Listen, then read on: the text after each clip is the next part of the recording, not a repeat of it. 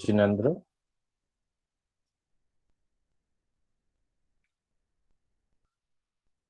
मोक्ष मार्गस्य नेतारम्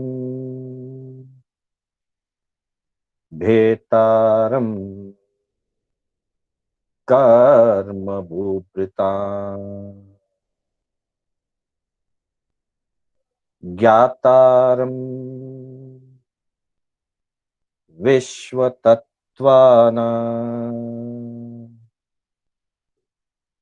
वन्दे तद्गुणलब्धये। वन्दे तद्गुणलब्धये।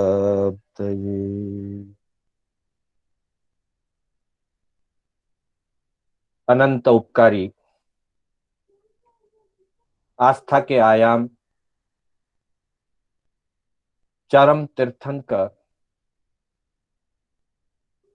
श्रमण भगवान महावीर को वंदन। प्रभु की परंपरा में विचरण करने वाले परम उपकारी समस्त चारित्रात्माओं को वंदन। उपस्थित सुज्ञजन, श्री कर्नाटक जैन स्वाध्याय संघ बेंगलोर के तत्वावधान में आयोजित मोक्ष मार्ग प्रकाशक तत्वार्थ सूत्र आधारित इस कक्षा में मैं शांतिलाल बोहरा आप सभी का हार्दिक स्वागत एवं अभिनंदन करता हूं। आत्मबंधुओं, तत्वार्थ सूत्र के अंतर्गत सम्यक दर्शन ज्ञान चारित्राणि मोक्ष मार्ग की चर्चा करते हुए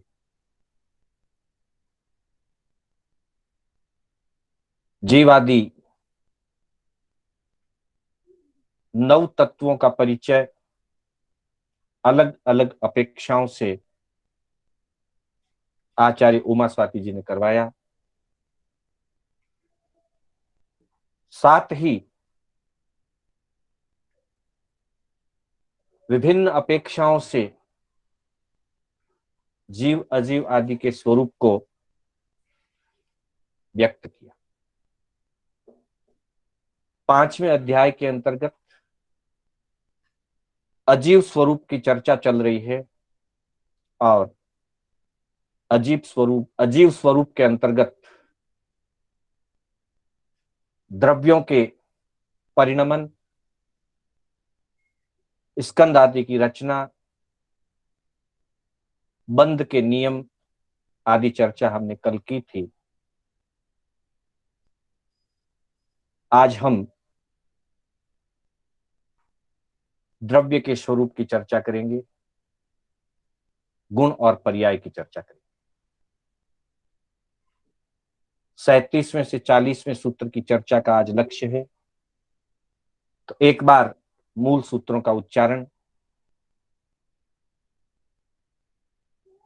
5वें अध्याय का 37वां सूत्र गुण पर्याय वद द्रव्यम। गुण पर्याय वद द्रव्यम। 38वां सूत्र कालश्चैत्येके। कालश्चैत्येके। 39वां सूत्र है सोऽनंत समयः। सोऽनंत समयः।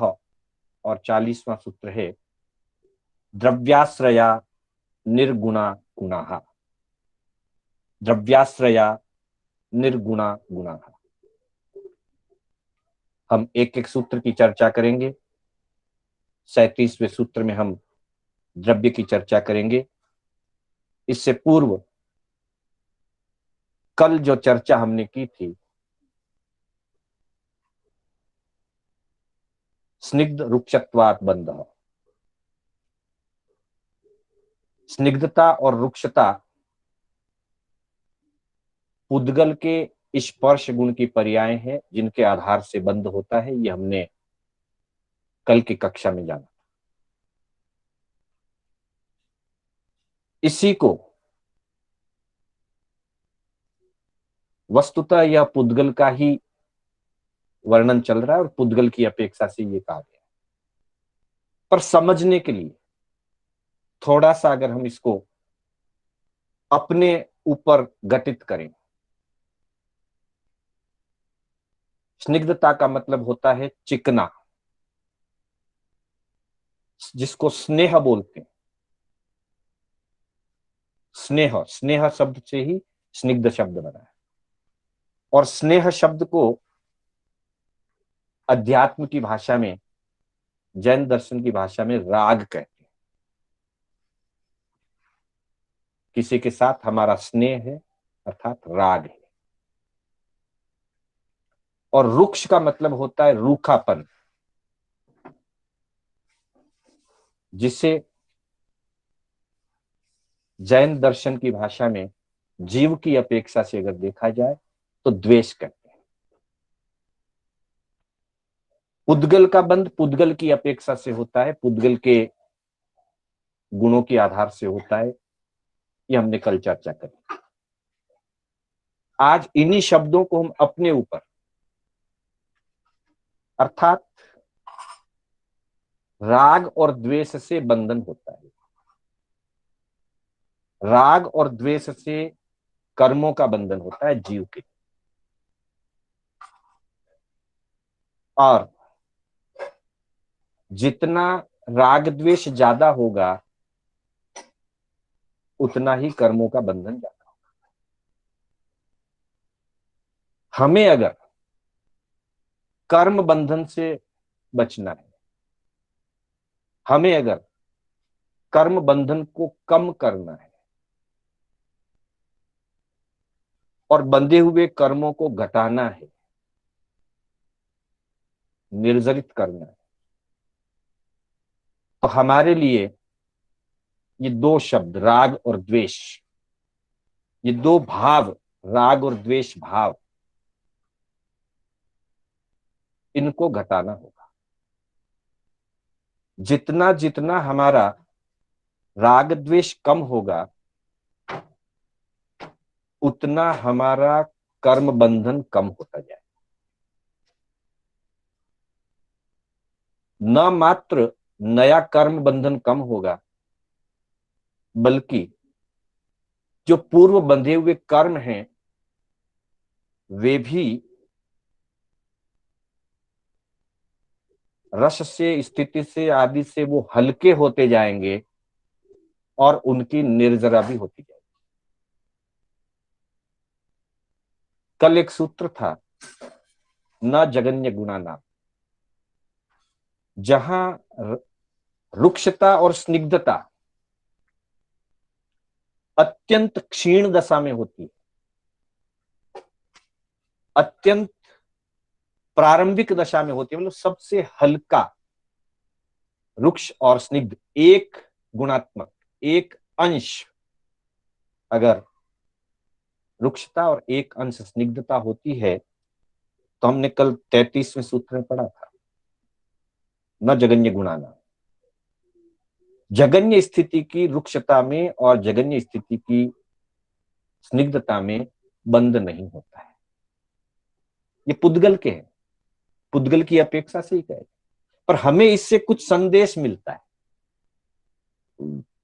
कि अगर कोई जीव साधना करते करते, आसक्ति को घटाते घटाते अपने राग और द्वेष वाली पर्यायों को, या राग और द्वेष वाले विभाव को, विभाव दशा है राग द्वेष, उसे घटाता जाए तो कर्म बंधन कम होता जाता है और पूर्व कर्मों की निर्जरा होती जाती है।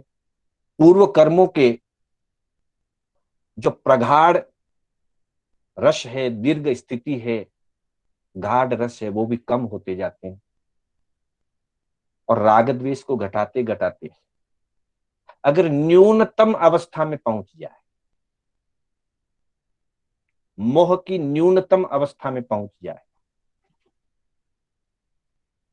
मोह पहले गुणस्थान से लेकर 10वें गुणस्थान तक उदय अवस्था में रहता है, पहले में जितना रहता है दूसरे में उससे कम रहेगा, चौथे में उससे कम रहेगा, पांचवें छठे में और कम, यूं कम कम कम होते होते 10वें गुणस्थान में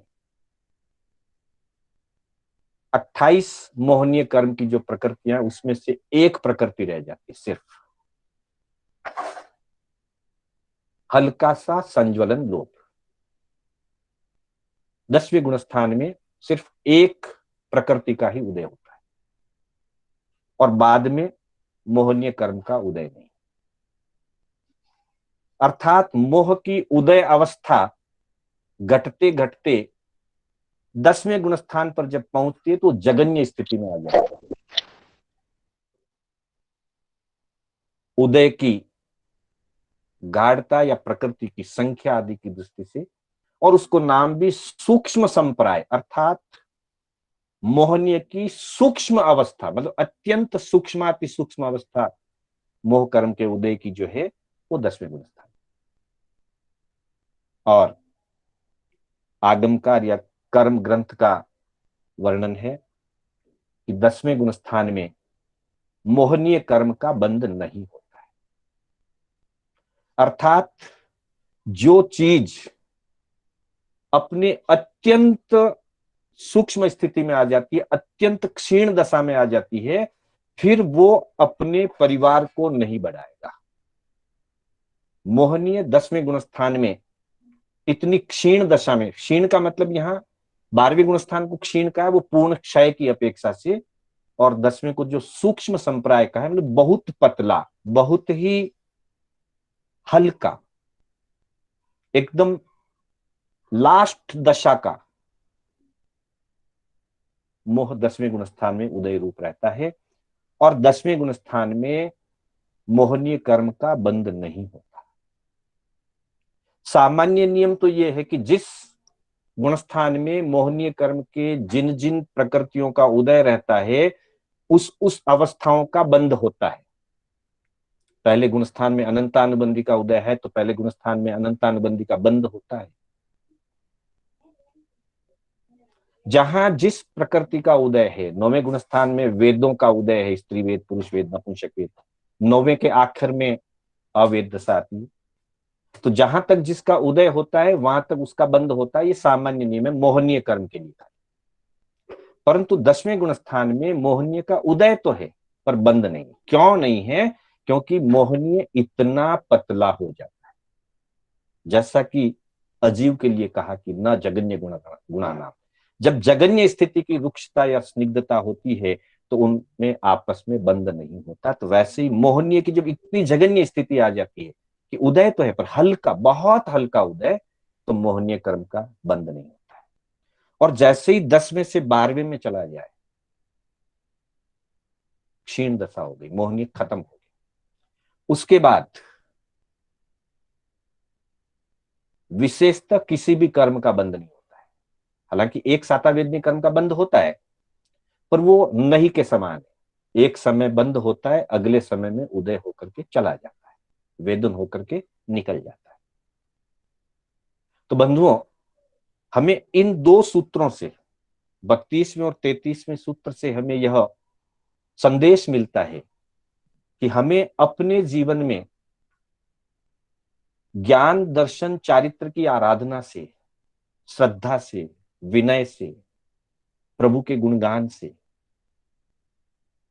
अपने जीवन को राग और द्वेष की स्थितियों से हल्का करना है, राग द्वेष को घटाना है। जब राग द्वेष घटेंगे तो हमारे कर्मों का बंधन हल्का होगा, तीव्र पापों का बंधन नहीं होगा, और जितना हल्का होता जाएगा कर्म बंधन कम होने लगेगा और जगन्य स्थिति पर पहुंच जाएंगे 10वें गुणस्थान में, तो मोहनीय का बंध ही नहीं होगा। और उससे भी ऊपर संज्वलन का जो हल्का सा है उसको भी क्षय करके जब 12वें में जीव चला जाए तो फिर 7 कर्मों का बंध बिल्कुल नहीं होता है। एक वेदनीय को छोड़ करके 7 कर्मों का बंध तो बिल्कुल नहीं होता है। और वेदनीय में भी मात्र साता वेदनीय का होता है, असाता का नहीं होगा। और साता वेदनी भी मात्र एक समय के लिए बंधता है, दूसरे समय में वेदन करके निर्जरा हो जाता, अर्थात राग और द्वेष जैसे पुद्गल में स्निग्धता और रुक्षता बंध का कारण है, वैसे ही जीव के लिए राग और द्वेष बंध का कारण। हम अपने पुरुषार्थ से, ये तो विभाव दशा है, पुद्गल के लिए तो रुक्षता स्निग्धता उसका स्वभाव है, इसलिए उसमें बंधन होता ही रहेगा, वो कभी बंधन मुक्त नहीं हो सकती। हर बार परमाणु बाहर निकल जाएगा, स्वतंत्र हो जाएगा, फिर काल की मर्यादा के बाद वापस वो स्कंद रूप में बंद करेगा। लेकिन जीव अगर एक बार राग द्वेष से मुक्त हो जाए तो सारे कर्मों का मुक्त होना निर्णय है, निश्चित है, और नए कर्मों का बंधन रुक जाएगा। तो प्रसंगवश यह चर्चा इसमें समझने के लिए ठीक लगी तो इसकी थोड़ी चर्चा की।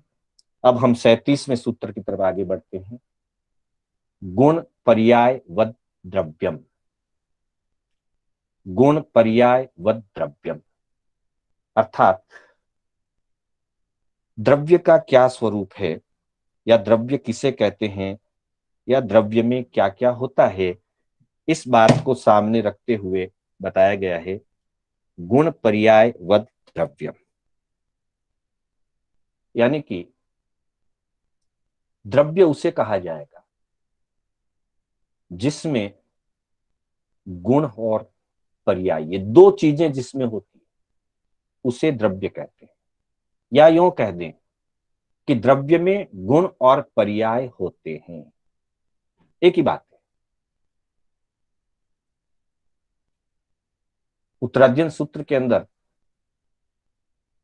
मोक्ष मार्ग नामक 28वें अध्ययन की 6ठी गाथा में भगवान ने फरमाया है गुणान वासवो दव्वम एक दवस्या गुणा लक्षणम पज्यवाणम तु उभओ अस्या भवे। अर्थात गुणानम आसवो दव्वम, गुणों का आश्रय द्रव्य है, यानी कि गुण द्रव्य पर आश्रित है, यानी कि हर द्रव्य का कुछ न कुछ गुण होता है। जैसे जीव द्रव्य का गुण है ज्ञान दर्शन आदि, धर्मास्तिकाय का गुण है चलन सहायक होना, अधर्मास्तिकाय का गुण है स्थिति में सहायक बनना, आकाशास्तिकाय का गुण है स्थान अवगाहन देना, आकाश देना, काल का गुण है जीव और अजीव सभी द्रव्यों के वर्तन में निमित्त बनना, परिणमन में निमित्त बनना। पुद्गल का गुण है वर्ण गंध रस और स्पर्श, जिनको हम मूल गुण कह सकते हैं। प्रत्येक द्रव्य के अपने अपने अलग अलग मूल गुण होते हैं। पुद्गल के और जीव के हमें प्रत्यक्ष से जल्दी पता चल जाते हैं, धर्मास्ति अधर्मास्ति अरूपी होने से हमको पता नहीं चलता है, लेकिन सभी द्रव्यों में उनके उनके अपने अपने गुण होते हैं, और वे गुण उस द्रव्य को आधार बना करके ही रहते हैं। इसलिए कहा गुणानाम आसवो दव्वम, और एक दव्वस्या गुणा, गुण जो है वो एक द्रव्य को आश्रित करके उसे अपना आधार बना करके रहते हैं, और उन्हीं गुणों के अंदर पज्यवाणम पर्याय, पर्यायों से वे गुण हमें लक्षित होते हैं। अर्थात द्रव्य के गुण होते हैं और उन गुणों की वापिस विभिन्न पर्याय होती, उभवो अस्या भवे। गुण और पर्याय उभय यानी दोनों, उभय दोनों, अस्या भवे, आश्रित हैं। किसके आश्रित हैं? दव्वम, द्रव्य को आश्रय बना करके द्रव्य के आश्रित गुण भी रहते हैं और पर्याय भी रहते हैं। इसीलिए कहा गया गुण पर्याय व द्रव्यम। हम इसको उदाहरण से समझें। जैसे पुद्गल एक द्रव्य है और उस पुद्गल के 4 निज गुण हैं, वर्ण, गंध, रस और स्पर्श। ये चारों चीजें पुद्गल में निरंतर रहेगी, अनादिकाल से है, वर्तमान में है, अनंत काल तक रहेगा। पुद्गल कभी भी वर्ण, गंध, रस या स्पर्श से अलग नहीं होगा, या वर्ण, गंध, रस, स्पर्श पुद्गल से कभी अलग नहीं हो सकते उसके साथ। इसलिए गुण को मूल गुण कहा है या स्वभाव कहा है। इसको सहभावी धर्म भी कहा है, मतलब सदा साथ रहने वाले, सहभावी। सह का मतलब साथ,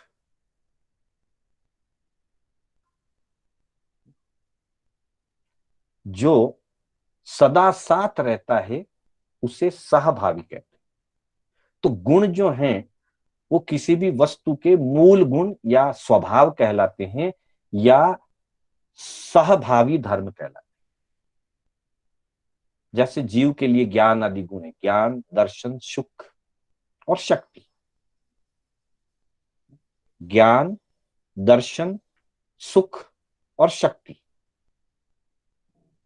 ये जीव के भाव प्राण भी कहलाते हैं, ये जीव के गुण कहलाते हैं, ये जीव का स्वभाव है। ज्ञान, दर्शन, सुख और शक्ति जीव का स्वभाव है, और वो हमेशा अनादिकाल से अनंत काल तक हमेशा रहेंगे। किसी न किसी रूप में रहे वो बात अलग है, लेकिन रहेंगे हमेशा। निगोद के जीव में भी ज्ञान, दर्शन, सुख है, शक्ति है, कम है, ज्यादा है, सम्यक है, मिथ्या है, वो अलग बात, लेकिन निगोद के जीव में भी है, बादर जीव में भी है, बेन्द्री, तेन्द्री, चौरंद्री, पंचेंद्री में भी है, मनुष्य, नरक और देव में भी है। और जब जीव सिद्ध गति को प्राप्त कर ले, मुक्त हो जाए, तब भी ज्ञान है, दर्शन है, सुख है और शक्ति। ये सहभावी है, ये हमेशा रहते हैं। इसलिए जो सहभावी धर्म होते हैं या निज गुण होते हैं उसको गुण कहा। जैसे जीव के लिए ज्ञान, दर्शन कहा, पुद्गल के लिए वर्ण, गंध, रस और स्पर्श। हमारी चर्चा हुई थी 1-2 क्लास पहले। स्थूल से स्थूल स्कंद में भी वर्ण, गंध, रस, स्पर्श है, और चौफरसी है या अठफरसी होकर के भी सूक्ष्म अवस्था में है तो भी उसमें वर्ण, गंध, रस, स्पर्श होता है। कार्मण वर्गना चौफरसी है, फिर भी उसमें वर्ण, गंध, रस, स्पर्श है। और छोटा से छोटा उसका जो रूप है, अंतिम भाग, अविभाज्य अंश, जिसको हम परमाणु कहते हैं, अणु कहते हैं, परमाणु भी कहते हैं। परमाणु मात्र में भी वर्ण, गंध, रस और स्पर्श है। अर्थात परमाणु दशा से लेकर अचित महास्कंद तक पुद्गल की प्रत्येक संरचना में, पुद्गल की प्रत्येक अवस्था में वर्ण, गंध, रस, स्पर्श सदा साथ रहेगा। इसलिए यह सहभावी धर्म के रूप में कहलाता है, सदा साथ रहने वाला। पर्याय हमेशा साथ नहीं रहती। ज्ञान सदा रहेगा, पर वो ज्ञान मति ज्ञान रूप रहेगा या मति अज्ञान रूप रहेगा, कभी सुत ज्ञान रहेगा, कभी सुत अज्ञान रहेगा, बदलेगा, पर किसी भी स्थिति में वो ज्ञान है। मिथ्या हो सकता है, सम्यक हो सकता है। तो ज्ञान की अनंत पर्याय हैं। अलग अलग समय अलग अलग पर्यायों से जीव उपयोग करता है, जानता है।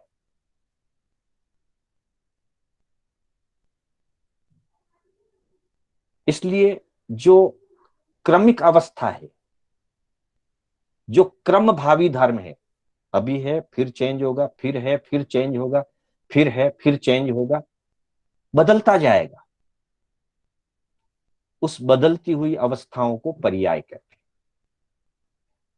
सदा सहभावी जो रहती है वे गुण कहलाते हैं, और उन गुणों के आधार से जो बदलती हुई अवस्थाएं होती है, क्रमिक अवस्थाएं होती है, क्रम भावी धर्म होते हैं, वे पर्याय कहलाते हैं। जैसे ज्ञान के लिए मति आदि रूप है, और वर्ण गंध के लिए वर्ण सदा काल रहेगा, लेकिन काला सदा काल नहीं रहेगा, पीला सदा काल नहीं रहेगा, सफेद सदा काल नहीं रहेगा। रंग बदलता जाएगा पर रंग रहेगा, रंग से रहित नहीं होगा, काला हो, नीला हो, लाल हो, पीला हो। तो ये वर्ण की पर्याय हैं, वर्ण गुण है और काला, नीला, लाल, पीला आदि इसकी पर्याय। गंध गुण है और सुगंध या दुर्गंध उस गुण की पर्याय है। कभी सुगंधित होता है वही पदार्थ, वही चीज कभी दुर्गंधित हो जाती है। एक उदाहरण लें, आम के पेड़ पर कच्चा आम लगा, केरी, प्रारंभ में बहुत कठोर है, एकदम हरी है, और उसकी सुगंध भी कुछ तीखी तीखी, खट्टी खट्टी। खट्टा तो वैसे स्वाद होता है, उस स्वाद के कारण ही वो सुगंध हमको खट्टी लगती है, एक अलग प्रकार की गंध होगी। स्पर्श भी करेंगे तो कड़क रहेगा। वही आम, केरी आगे चल के जब थोड़ी पकने लगती है तो कलर चेंज होता है। पहले हरा था, फिर थोड़ा हल्का हरा हो जाएगा, फिर पीला हो जाएगा, गहरा पीला हो जाएगा।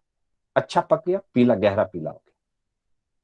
पीला हो गया तब भी रंग है, हरा था तब भी रंग था, हल्का पीला हुआ तब भी रंग है।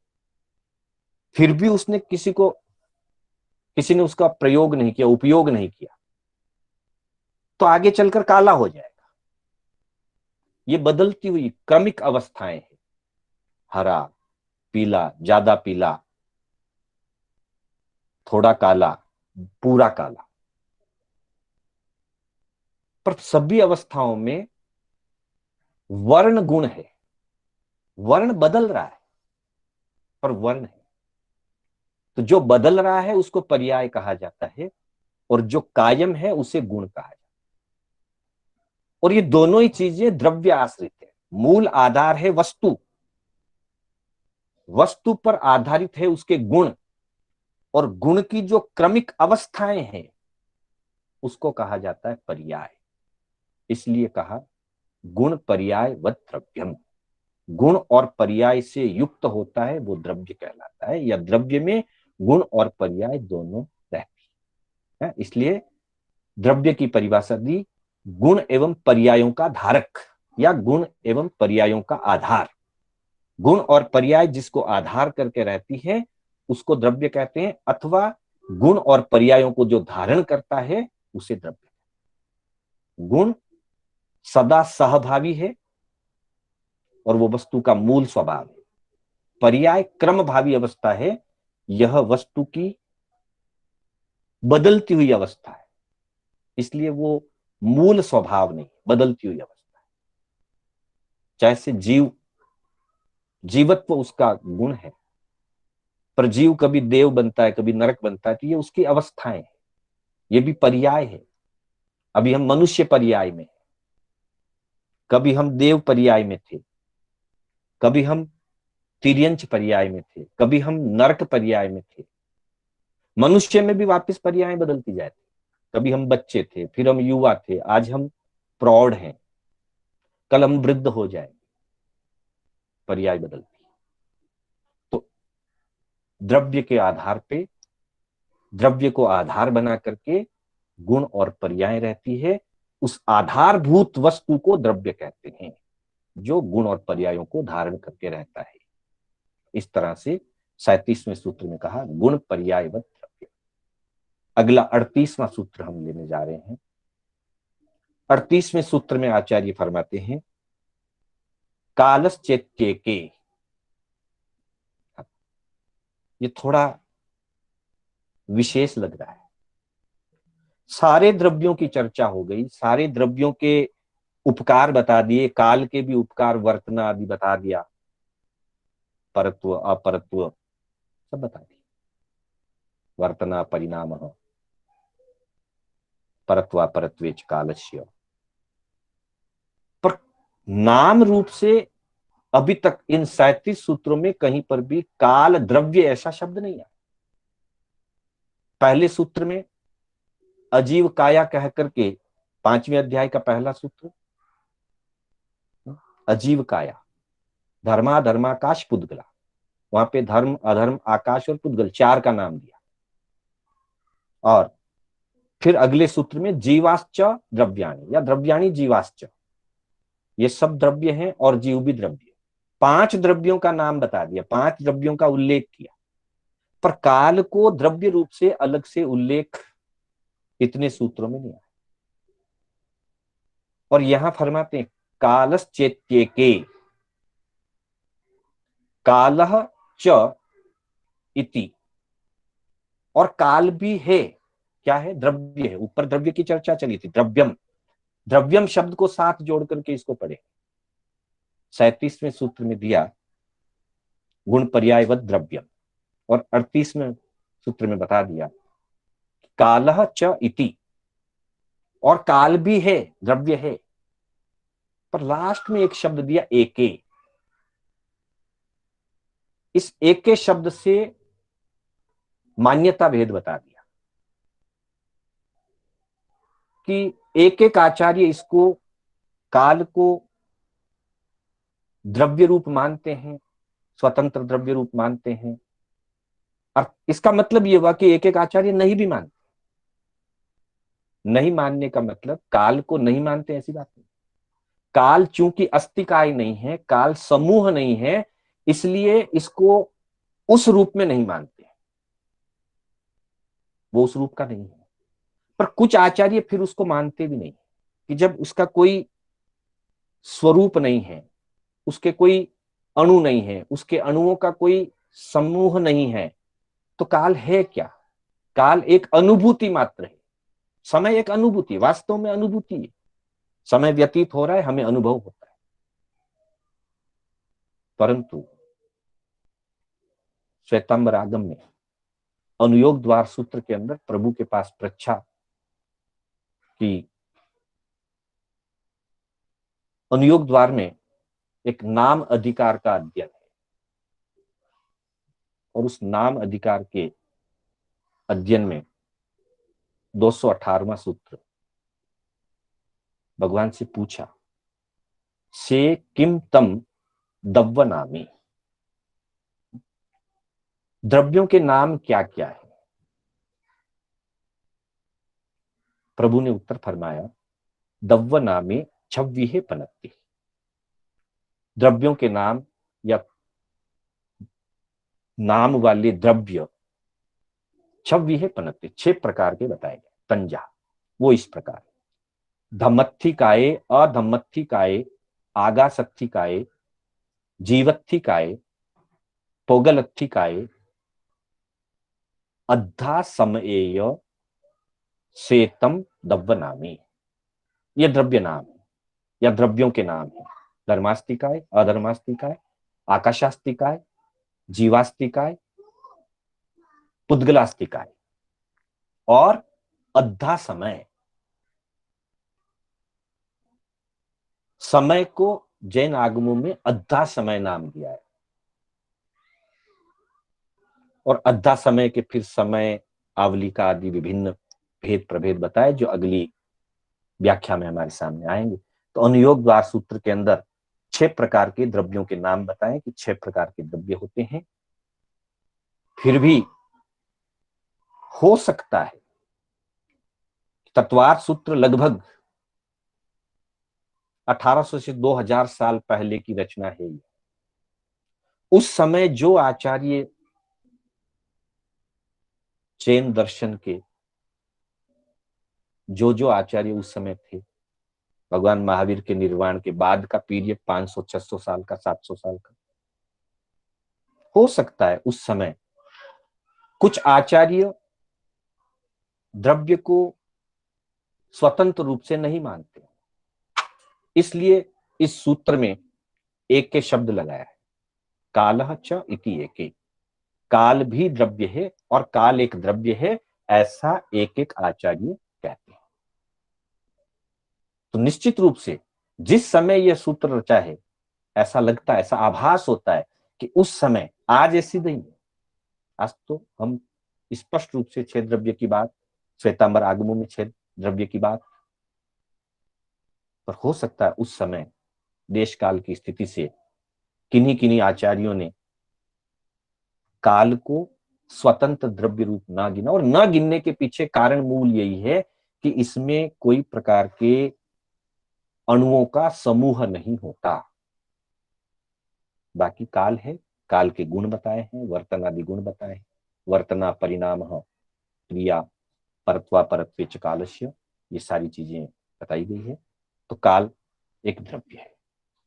अब यह काल किस प्रकार का होता है, तो 39वें सूत्र में 39वें सूत्र के अंदर कहा, सो अनंत समय। ये जो काल है ये अनंत समयवान है। अनंत समयवान कहकर के काल की प्रवाह को, अनादि अनंत की जो काल प्रवाह है उसको यहां समझाया गया। सबसे पहली बात, समय किसको कहना, सो अनंत समय, सह अनंत समय, काल अनंत समय वाला है, या काल के अनंत समय होते हैं। समय काल का अंतिम अविभाज्य अंश है, मतलब काल का सबसे छोटा जो अंश है, सबसे सूक्ष्म या सूक्ष्माति सूक्ष्म हम कह सकते हैं, वो समय कहलाता है। और हम जब भी इसके बारे में समय की चर्चा करते हैं तो बात आती है, एक पलक झपकने जितने से काल में असंख्य समय हो जाता है। ध्यान दीजिएगा, एक पलक झपके हमारी, जो कि दिन भर पलक स्वभाव से झपकती रहती है, एक पलक झपके उतने से समय में असंख्यात समय बीतते हैं। उतना छोटा है समय, काल का इतना छोटा अंश समय है। फिर कहा, पान के 100 पत्ते, खाने वाले पान, उसके 100 पत्ते, 100 पत्तों को एक जगह रख करके और कोई बहुत बलवान पुरुष एक भाला जैसी नुकीली वस्तु अपनी पूरी ताकत से उस 100 पत्तों के ऊपर मारे, तो एक क्षण भर में, एक सेकंड या सेकंड फ्रैक्शन ऑफ सेकंड में वो भाला, वो नुकीली वस्तु 100 ही पत्तों को छेद देती, 100 पत्तों में से पार हो जाता है। तो कितना समय लगा, हमको लगा एक सेकंड भी नहीं लगा, एक साथ सब हो गए, पर एक साथ नहीं होते। एक एक पत्ते के छिदने में असंख्यात असंख्यात समय लगते हैं। पहले पहला पत्ता छिदेगा, फिर वह शस्त्र आगे बढ़ेगा, फिर दूसरा पत्ता छिदेगा, फिर वो आगे बढ़ेगा, फिर तीसरा पत्ता छिदेगा। यूं करते हुए 100 पत्ते भी एक के बाद एक छिदते हैं, एक साथ नहीं छिदते, पर छोटा समय है इसलिए हमको लगता है कि एक साथ में 100 छिदते। तो ज्ञानी भगवान फरमाते हैं कि एक एक पत्ते के छिदने में असंख्यात समय लगते हैं, और एक पत्ते से दूसरे पत्ते तक पहुंचने में बीच में असंख्यात समय लगते हैं। यानी कि 200 बार असंख्यात असंख्यात समय लग गए, और हमको लगता है एक सेकंड। समय इतना छोटा है, एक पलक झपके असंख्यात समय, समय इतना छोटा है। ये हम समझ सकें इसलिए ऐसे उदाहरण। वैसे परिभाषा की दृष्टि से देखा जाए तो एक स्वतंत्र परमाणु, पुद्गल का एक परमाणु जब वो गति करता है, स्वाभाविक गति, वो जिस आकाश प्रदेश पर ठहरा हुआ है उसके निकटवर्ती मतलब नेक्स्ट, इमीडिएट नेक्स्ट, बीच में कोई गैप नहीं, अगले आकाश प्रदेश पर मूव करेगा, जिस आकाश प्रदेश पर है उससे मूव करके अगले आकाश प्रदेश पर पहुंचे, उसमें जितना समय लगेगा, पहले तो परमाणु इतना सूक्ष्म है, आकाश में, लोकाकाश में असंख्यात प्रदेश हैं, निकट टू निकट हैं, बीच में गैप नहीं है, और एक परमाणु पुद्गल अपने आकाश प्रदेश से जहां वो ठहरा हुआ है, अवगाहित है, वहां से गति करे और बिल्कुल निकटवर्ती, बीच में एक भी आकाश प्रदेश ना छोड़ता हुआ अगले आकाश प्रदेश पर मूव करे।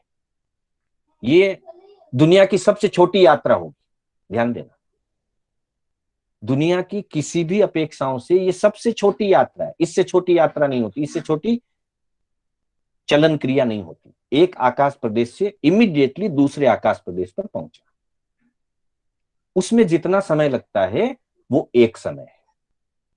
प्रकृति की बड़ी विचित्रता है, एक आकाश प्रदेश से दूसरे आकाश प्रदेश पर मूव होने में एक समय लगता है, और एक परमाणु लोक के निचले चरमांत से, सातवीं नरक के नीचे से गति करे और 14 राजु लोक यात्रा करके सबसे ऊपर वाले अलोक तक पहुंचे, उसमें भी एक समय लगता है। ये स्वाभाविक गति की बात, मतलब संसार की सबसे छोटी गति एक समय में होती है, और संसार की सबसे दीर्घ गति 14 राजु लोक की गति एक समय में हो जाती है। ये प्रकृति है, प्रकृति की ताकत के सामने मनुष्य की सामान्य ताकत कुछ भी है। तो एक परमाणु एक आकाश प्रदेश से दूसरे आकाश प्रदेश पर, निकटवर्ती दूसरे आकाश प्रदेश तक जब वो मूव करता है, उसमें जो काल लगता है वो एक समय है, और वो अविभाज्य है। फिर एक समय का आधा समय ऐसा टुकड़ा नहीं हो सकता। एक समय में एक से दूसरे परमाणु की यात्रा भी हो सकती है, और एक समय में 14 राज्यों की यात्रा भी हो सकती है। तो फिर अनंत समय, ऐसे अनंत समयों वाला काल है। अनंत को समझने के लिए इसमें जो प्रच्छा हुई है काल के संबंध में, भगवती सूत्र 25वें शतक के 5वें उद्देश्य के दूसरे से लेकर छठे जो सूत्र हैं, 5 सूत्र, दूसरा, तीसरा, चौथा, पांचवा, छठा, मैंने सम्मिलित करके लिखा है, लेकिन वह एक एक प्रच्छा है। सबसे छोटा समय है, समय के बाद आवलिका होती है, आनापानु यानी कि आनापान श्वास होता है, फिर थोक, स्तोक, फिर लव, फिर मुहूर्त, और फिर मुहूर्त के बाद में अहोरात्रि, पक्ष, मास, वर्ष, युग, और यूं होते होते पल्योपम, सागरोपम, और फिर 10 करोड़ा करोड़ी सागरोपम का एक अवसर्पणी काल, उतना ही एक उत्सर्पणी काल। ये सारे समय के अलग अलग विभाग है। एक समय, फिर असंख्यात समय की आवलिका, असंख्यात समय का श्वासोश्वास, फिर स्तोक, फिर लव, फिर मुहूर्त, ये सब असंख्यात समय। तो वहां प्रश्न पूछा, आवलिका में कितने समय होते हैं, संख्यात होते हैं, असंख्यात होते हैं या अनंत होते हैं? तो आवलिका के लिए, श्वासोश्वास के लिए स्तोक, लव, मुहूर्त, और फिर दिन, पक्ष, मास, ऋतु, अयन, वर्ष, यूं करते करते करते करते सबके लिए कह दिया संख्यात समय नहीं होते हैं, असंख्यात समय होते हैं, और अनंत समय भी नहीं होते। अब देखिए, असंख्यात को समझना कितना मुश्किल है, अनंत तो बहुत बाद की बात है। एक पलक झपके उसमें असंख्यात समय, और एक वर्ष में भी असंख्यात समय। फिर पल्योपम में कितने होंगे, सागरोपम में कितने होंगे? भगवान ने फरमाया कि एक पल्योपम में भी असंख्यात समय होते, एक सागरोपम में भी असंख्यात समय होते। तो असंख्यात के कितना विस्तार होगा? फिर पूछा पल्योपम, सागरोपम तो चलो फिर भी ठीक है, एक अवसर्पिणी में या एक उत्सर्पिणी में, उसमें कितने समय होंगे? हमें तो समझ में नहीं आएगा कि जब पलक झपके उसमें असंख्यात समय है, तो फिर अवसर्पणी और उत्सर्पणी काल तो कितना लंबा काल है। 10 करोड़ा कोटि सागरोपम का एक काल होता है अवसर्पणी, उतना ही एक उत्सर्पणी होता है। पर भगवान की गणित बड़ी विचित्र है, प्रकृति की गणित बड़ी विचित्र है। प्रभु फरमाते हैं नो संख्यजा समय, हे गौतम न तो संख्यात समय होते हैं इन सब में, नो अनंता समय, और न ही इनमें आवलिका से लेकर के अवसर्पणी उत्सर्पणी तक भी न तो संख्यात समय होते हैं न अनंत समय होते हैं, बल्कि असंख्यात समय होते हैं। अर्थात एक पलक झपके उसमें भी असंख्यात समय होते हैं, और एक अवसर्पणी काल में भी असंख्यात समय होते हैं। यानी कि असंख्यात इतने प्रकार का है, ये असंख्यात छोटा है, वो असंख्यात बड़ा, असंख्यात की इतनी महिमा है। तो फिर अनंत किसमें होंगे? तो फिर अगली प्रच्छा की गई, पोगल परियट्टेण पुद्गल परावर्तन, एक पुद्गल परावर्तन में कितने समय होते हैं? तो प्रभु ने फरमाया गोयमा नो संख्यजा, पुद्गल परावर्तन में संख्यात समय नहीं होता। नो असंख्यजा, असंख्यात समय से भी पुद्गल परावर्तन नहीं हो सकता, संख्यात समय में नहीं हो सकता, असंख्यात समय में भी पुद्गल परावर्तन नहीं हो सकता। अनंता समय, एक पुद्गल परावर्तन का काल इतना लंबा होता है कि अनंत समय लगते हैं। और हम जब पुद्गल परावर्तन की व्याख्या पढ़ते हैं तो देखते हैं वहां लिखा है एक पुद्गल परावर्तन में अनंत काल चक्र व्यतीत हो जाए। अब जब अनंत काल चक्र व्यतीत होंगे तो समय अनंत होगा। फिर भी पुद्गल परावर्तन भी बहुत छोटा है, उससे अनंत गुणा भूतकाल है और उससे अनंत गुणा भविष्य काल है। वर्तमान एक समय, वर्तता हुआ काल एक समय का, भूतकाल अनंत समयों का है और भविष्य भी अनंत समयों का। आगे वो भी परीक्षा पूछी, अतीत और अनागत, भूत और भविष्य। वहां पर भी प्रभु ने फरमाया कि भूत भविष्य में जो आवलिका हुई, श्वासोश्वास हुआ, लव स्तोक मुहूर्त हुआ, उनमें सब में असंख्यात समय लगते हैं, पर पुद्गल परावर्तन में अनंत समय लगते हैं। और सारा समूचे से देखें तो भूतकाल के अनंत समय, वर्तमान का एक समय और भविष्य काल के अनंत समय। इसलिए कहा सो अनंत समय, सूत्र इतना सा के सो अनंत समय। लेकिन इस इतने से एक सूत्र के अंतर्गत समय, आवलिका, श्वासोश्वास, स्तोक, लव, मुहूर्त, मुहूर्त के बाद में प्रहर, फिर आधा दिन, पूरा दिन, अहोरात्रि, फिर पक्ष, मास, ऋतु, अयन, वर्ष, युग, फिर 20 युग की शताब्दी, 5 वर्ष का युग माना जाता है, 20 वर्ष की शताब्दी, 20 युग की मतलब 100 वर्षों की शताब्दी। फिर ऐसे करते करते करते संख्या में जाते जाते काल की संख्याओं में अवसर्पणी उत्सर्पणी तक आता है। फिर काल चक्र, फिर अनंत काल चक्र का एक पुद्गल परावर्तन, तब जाकर के अनंत समय होते हैं। तो सोनंत समय में इतने छोटे से एक सूत्र के अंतर्गत ये सारी बातें संक्षिप्त में समाहित है। इस तरह से काल की चर्चा हुई कि काल अनंत समय वाला है। फिर वापिस द्रव्य से संबंधित एक सूत्र और बताया, 40वां सूत्र। 40वें सूत्र में कहा है द्रव्याश्रया निर्गुणा गुणा। हमने जो चर्चा 37वें सूत्र में की है उसी का ये एक विशेष अपेक्षा से दिया हुआ सूत्र है। इसलिए उत्तराध्ययन सूत्र में 37वें सूत्र का आधार और 40वें सूत्र का आधार दोनों एक ही गाथा में, वहां भी आ गया था दवस्या गुणा, उसी का ये एक हिस्सा वापिस लिखा है दवस्या गुणा। द्रव्याश्रया निर्गुणा गुणा, संधि विच्छेद के रूप में द्रव्य आश्रया निर्गुणा गुणा, निर्गुण की भी अगर संधि करें तो वापिस निगुणा। गुण किसको कहना? तो बताया गुण निर्गुण होते हैं। पहले ही शब्द में अगर पढ़े तो बड़ा अजीब लगता है कि जो गुण है वो निर्गुण कैसे होते हैं, पर सूत्र ये कह रहा है द्रव्य आश्रया निर्गुणा गुणा। जो द्रव्य के आश्रित हैं और जो स्वयं निर्गुण हैं उनको गुण कहा जाता है। ये अपेक्षा से कहा गया। निर्गुणा का अर्थ यही है, निर्गुण, गुण रहित, निगुणा। तो यहां बताया है, आगम में भी कहा है कि दव्याश्रया गुणा, यही ये भी सूत्र यही है, द्रव्याश्रया गुणा। बीच में एक शब्द एक्स्ट्रा है, निर्गुणा। बाकी आगम की गाथा का जो पद है, सूत्र उतना का उतना ही, द्रव्याश्रया गुणा, दवस्या गुणा, साथ में एक शब्द दिया निर्गुणा। तो कहा कि जो द्रव्य आश्रित हैं और स्वयं निर्गुण हैं, उनको गुण कहा जाता है। ऐसा कैसे? जो गुण है वो निर्गुण कैसे है? तो बताया गया, जैसे 37वें सूत्र में बताया कि गुण पर्यायवत द्रव्यम,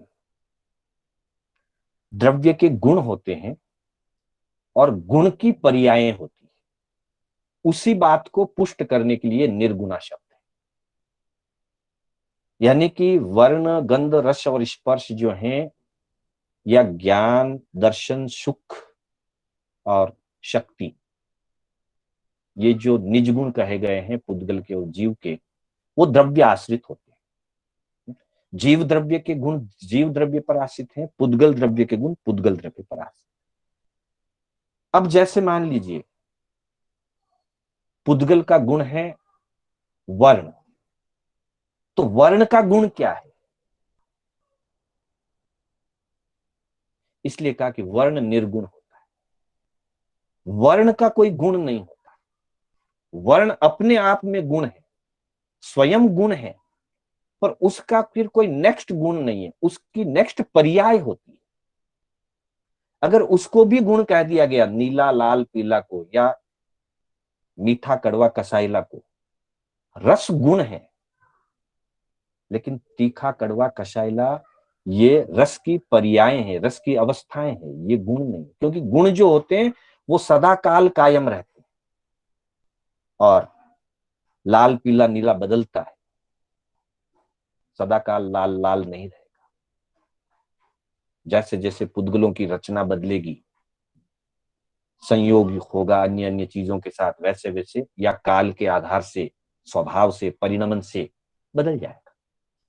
और जो बदलता है उसको गुण नहीं कहते, उसको पर्याय कहते हैं। बस उसी चीज को पुष्ट करने के लिए कहा द्रव्य आश्रया निर्गुणा गुणा।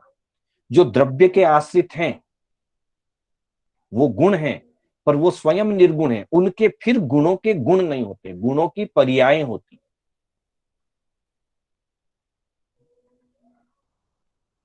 अतः गुण की अगली अवस्था पर्याय कहलाती है। अतः द्रव्य आश्रित गुण निर्गुण होता है, मतलब उसके फिर कोई आगे गुण नहीं होते। सिर्फ एक सामान्य उदाहरण समझने के लिए, व्यवहार का उदाहरण है, समझ में आ सकता है थोड़ा इससे, कि जैसे एक दुकान के अंदर एक मालिक होता है,